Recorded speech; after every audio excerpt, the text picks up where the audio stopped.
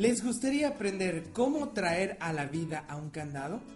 Bueno, cuando ustedes lo compran, los mecanismos están en excelentes condiciones, el resorte que está dentro del candado está en perfecto estado y ustedes cuando giran la llave, ¡clic!, simple y sencillamente el candado abre.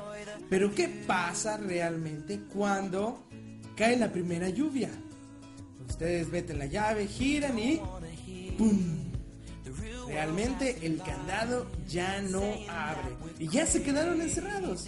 Lo que tienen que hacer primero es tratar de conseguir un aflojatodo.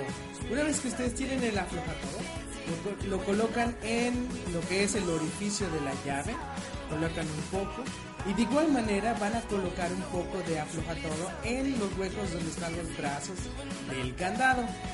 Van a esperar a que entre y después, simple y sencillamente, introducen la llave. Hacen un poco de juego y después con la ayuda del dedo, jalando, abre. Lo vuelven a repetir varias veces para que el aflojatodo funcione. Así, de esa manera ya no se van a tener que quedar encerrados en su casa, ni van a tener que saltar la barda o la reja, y mucho menos cortar el candado.